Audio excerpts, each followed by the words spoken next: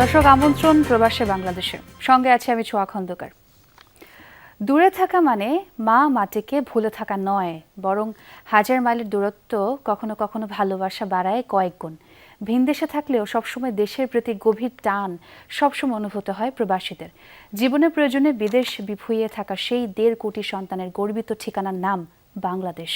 মুক্তি সংগ্রাম আর টানাপোড়েনের পথ পাড়ি দিয়ে স্বাধীনতার 55 বছরে বিশ্বের বিভিন্ন প্রান্তে থাকা প্রবাসীর জন্য বাংলাদেশ নামটি উজ্জ্বল আর মর্যাদার।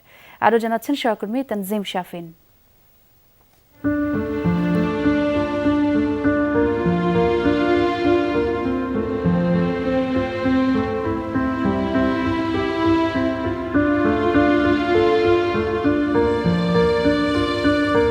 শাহজালাল বিমানবন্দরে একটি সাধারণ দুপুর, কিন্তু এখানে প্রতিদিনই জন্ম নেয় কিছু অসাধারণ মুহূর্ত।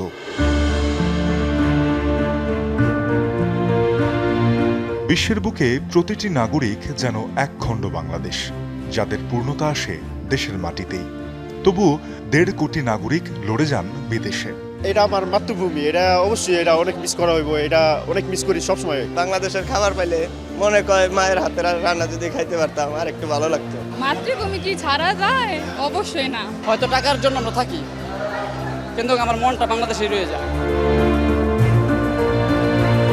প্রবাসীরা জানান তাদের আত্মবিশ্বাস আসে শেকড় থেকেই, মাতৃভূমির পিছুটান থেকেই মেলে এগিয়ে যাওয়ার শক্তি। যখনই কোনো একটা বাংলাদেশি রেস্টুরেন্ট পাই, দেখা যায় যে আমরা বন্ধু বান্ধব সবাই মিলে ওই রেস্টুরেন্টে যাওয়ার ট্রাই করি। যতটুকু সংস্কৃতি বা যতটুকু বাংলাদেশের সাথে থাকা যায় সে চেষ্টাটা করি। আমি ওখানে ক্ষণিকের জন্য গেছি, হয়তো 8 বছর আছি, 2 বছর 4 বছর থাকলাম। আমরা বাংলাদেশকে ভালোবাসি, বাংলাদেশে থাকতে মন চায়। পৃথিবীর বিভিন্ন প্রান্তে যে সকল বাংলাদেশি অভিবাসীরা দীর্ঘদিন ধরে আছেন, তারাও মনে করেন দীর্ঘ সংগ্রাম ও গণতান্ত্রিক উত্তরণে বাংলাদেশ এখন সারা বিশ্বের মানুষের কাছে সম্মানের। রেভলিউশন অনেক দেশে হয়েছে, কিন্তু রেভলিউশনের পরে আবার ফুললি ডেমোক্রেটিক একটা সিস্টেমে চলে যাওয়া with a fully democratic election, এটা কিন্তু খুব কম দেশ করতে পেরেছে। The fact that we have been able to do this shows who we are. So আসলে we are extremely proud of being Bangladeshis. ট্যাক্সির ড্রাইভার আমাকে বলছে যে তোমাদের দেশের মানুষ ইংরেজিতে কথা বলতে পারো তোমরা। আর 2026 সালে আমি জানি আমার মাধ্যমে বা আমাদের মাধ্যমে অসংখ্য মানুষ বাংলাদেশ সম্পর্কে পজিটিভ এখানে একটা ইমপ্রেশন পাচ্ছে। তারা মনে করেন শ্রমিক ও প্রতিষ্ঠিত বাংলাদেশিদের একতা বাংলাদেশি জাতীয়তাকে আরো শক্তিশালী করতে পারে। আমার কলিগদের যেভাবে বাংলাদেশকে রিপ্রেজেন্ট করতে পারি, আমার যে শ্রমিক ভাই আছেন উনি কিন্তু এভাবে পারেন না। সো আমাদের মধ্যে যদি এই গ্যাপটা অনেক কমে যায়, তাহলে কিন্তু আমরা বাংলাদেশকে আরো অনেক বেশি ভাবে বিদেশের মাটিতে রিপ্রেজেন্ট করতে পারবো। আপনি এখানে যে কারোর সাথে কথা বলেন, আপনি একটা পেট্রোল পাম্পে যান, একটা রেস্টুরেন্টে যান, যে কোনো জায়গায় কথা বললে ওখানকার মালিকরা বলবে যে Bangladeshi workers are the best workers. They work extremely hard এবং তারা কখনোই কোনো ঝামেলা করে না, কখনো কোনো সিক ডেজ নেয় না। সো এইটা is the level of sacrifice that goes through.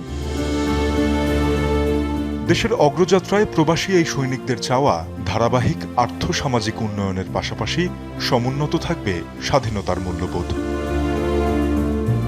Tanzim Shafin, Jamuna news, Dhaka.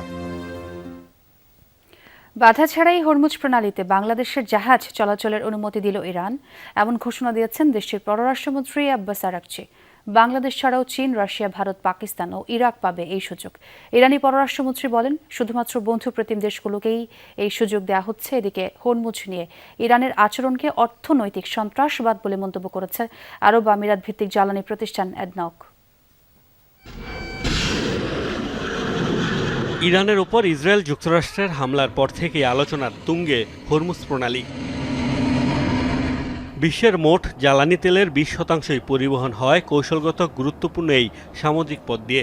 দিনের হিসাবে প্রায় 2,10,00,000 ব্যারেল ক্রুড অয়েল। যুদ্ধ শুরুর পর ইরান ঘোষণা দেয় তাদের কোনো শত্রু দেশের জাহাজ চলাচল করতে দেয়া হবে না হরমুজ প্রণালী দিয়ে। হামলা করা হয় একাধিক জাহাজেও। ফলে জলপথ দিয়ে অনেকটাই বন্ধ হয়ে যায় বাণিজ্যিক জাহাজের চলাচল। এ অবস্থায় হরমুজ প্রণালী নিয়ে বড় ঘোষণা এলেও ইরানের তরফ থেকে বাংলাদেশ সহ 6 মিত্র দেশের জাহাজ চলাচলে কোনো বাধা দেয়া হবে না বলে জানান দেশটির পররাষ্ট্রমন্ত্রী। চীন, রাশিয়া, পাকিস্তান, ভারত, ইরাক রয়েছে এই তালিকায়। অনেক দেশ আমাদের সঙ্গে যোগাযোগ করেছে এবং এই প্রণালী দিয়ে নিরাপদে পারাপারে নিশ্চয়তা চেয়েছে। এই দেশগুলোর মধ্যে যাদের আমরা বন্ধু মনে করি তাদের জন্য আমরা নিরাপদ যাতায়াত নিশ্চিত করছি। চীন, রাশিয়া, পাকিস্তান, ইরাক, ভারত এবং বাংলাদেশও এ তালিকায় আছে। বাংলাদেশ প্রসঙ্গ আলাদাভাবে উল্লেখ করেন আরাকচি। জানান, যুদ্ধের পর থেকে যোগাযোগ রক্ষা করে আসছে বাংলাদেশ, একই সাথে পণ্য পরিবহনে করেছিল সমন্বয়। সে কারণে দেশটির জাহাজ চলাচলে কোনো বাধা প্রদান করবে না ইরান। বন্ধু প্রতিম দেশগুলোর এমন আচরণ যুদ্ধ পরবর্তী সময়েও বহাল থাকবে। এই দেশগুলো আমাদের সঙ্গে কথা বলেছে এবং নানা বিষয়ে সমন্বয় করেছে। ভবিষ্যতে এমনকি যুদ্ধ শেষ হওয়ার পরও এই প্রক্রিয়া অব্যাহত থাকবে।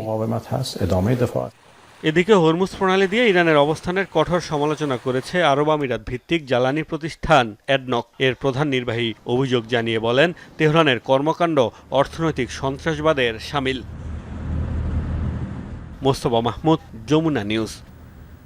জাপানে বাংলাদেশ দূতাবাসের উদ্যোগে যথাযোগ্য মর্যাদায় উদযাপিত হচ্ছে বাংলাদেশের ৫৫তম স্বাধীনতা ও জাতীয় দিবস। রাজধানী টোকিওর বাংলাদেশ দূতাবাস প্রাঙ্গণে জাতীয় পতাকা উত্তোলনের মাধ্যমে আনুষ্ঠানিক কর্মসূচির সূচনা করেন রাষ্ট্রদূত মোহাম্মদ দাউদ আলী। পাঠ করা হয় মহামান্য রাষ্ট্রপতি, মাননীয় প্রধানমন্ত্রী ও মাননীয় পররাষ্ট্রমন্ত্রীর প্রেরিত বাণীসমূহ। ১ মিনিট নীরবতা পালন ও বিশেষ ডকুমেন্টারি প্রদর্শনের পর হয় দেশ ও জাতির সমৃদ্ধি কামনায় এক বিশেষ মোনাজাত। সন্ধ্যায় স্বাধীনতা দিবস উপলক্ষে আয়োজিত আরেক অনুষ্ঠানে প্রধান অতিথি হিসেবে উপস্থিত হন জাপানের পররাষ্ট্র প্রতিমন্ত্রী কুনিমিৎসু আয়ানো। বাংলাদেশের স্বাধীনতা দিবসের প্রতি শ্রদ্ধা প্রদর্শন করেন তিনি। প্রবাসীদের পাশাপাশি অনুষ্ঠানে আরও উপস্থিত ছিলেন জাপানের প্রতিমন্ত্রী, উপমন্ত্রী, পার্লামেন্টের সদস্যবৃন্দ, বিভিন্ন দেশের রাষ্ট্রদূত, বিশ্ববিদ্যালয় প্রতিনিধি সহ অনেকে।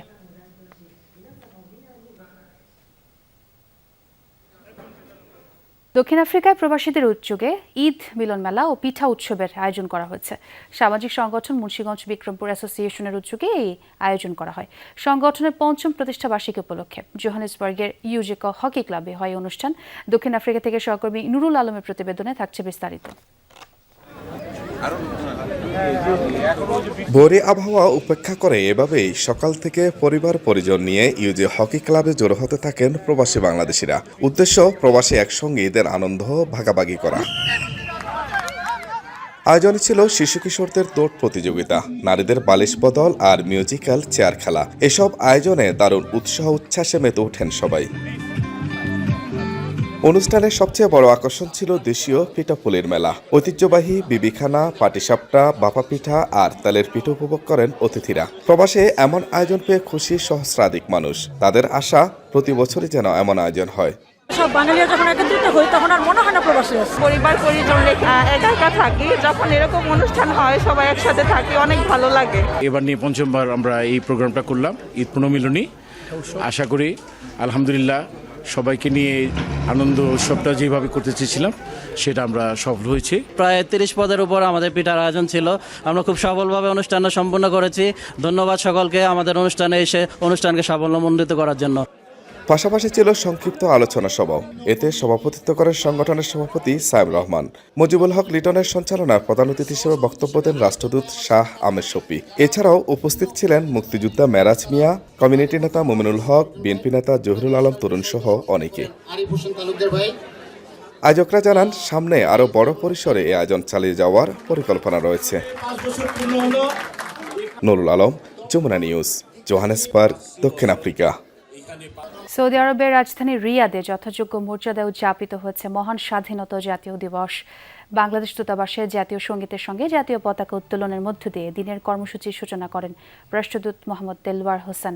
পরে দূতাবাস প্রাঙ্গণে স্থাপিত অস্থায়ী স্মৃতিসৌধে পুষ্পস্তবক অর্পণ করে শহীদদের প্রতি শ্রদ্ধা জানান রাষ্ট্রদূত, কর্মকর্তা, কর্মচারী ও প্রবাসী বাংলাদেশিরা। দিবসটি উপলক্ষে আয়োজিত আলোচনা সভায় রাষ্ট্রপতি, প্রধানমন্ত্রী সহ গুরুত্বপূর্ণ ব্যক্তিদের বাণী পাঠ করা হয়। এ সময় মহান স্বাধীনতার তাৎপর্য তুলে ধরেন বক্তারা। শেষে শহীদদের আত্মার মাগফিরাত কামনায় বিশেষ দোয়া অনুষ্ঠিত হয়। ইতালিতে পবিত্র ঈদ উল ফিতর উপলক্ষে ঈদ পুনর্মিলনীর আয়োজন করেছেন দেশটিতে বসবাসরত প্রবাসীরা। ইতালির ট্রেভিজো শহরে বসবাসরত ভারতীয় ও বাংলাদেশি মুসলিমদের আয়োজনে হয় এই আনন্দ উদযাপন। স্থানীয় একটি হল রুমে পরিবার ও প্রিয়জন নিয়ে আয়োজনে অংশ নেন অনেকে। দেশীয় সংস্কৃতির পাশাপাশি ছিল নানা মুখরোচক খাবার, খেলাধুলা ও সাংস্কৃতিক পরিবেশনাও। আয়োজনের সার্বিক সহায়তায় ছিলেন ইশতিয়াক আহমেদ টুটুল, শেখ নুরে আলম ও নাজমুল হক রাজা। অনুষ্ঠান শেষে ছিল পুরস্কার বিতরণী ও নৈশ ভোজের আয়োজনও।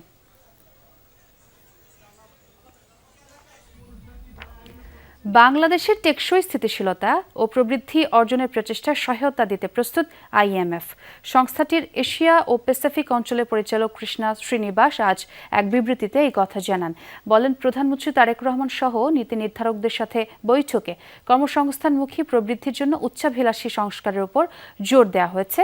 একই সঙ্গে বাংলাদেশের পাশে দৃঢ় অংশীদার হিসেবে থাকার আশ্বাস দিয়েছে IMF।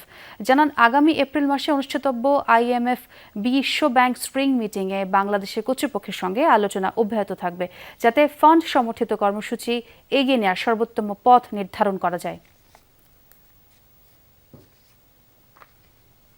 প্রতিষ্ঠানগুলোকে সক্ষম করাই হবে অর্থ মন্ত্রণালয়ের প্রধান কাজ। মূল্যস্ফীতি নিয়ন্ত্রণ এবং ব্যাংক খাত স্থিতিশীল করতেও আছে প্রচেষ্টা।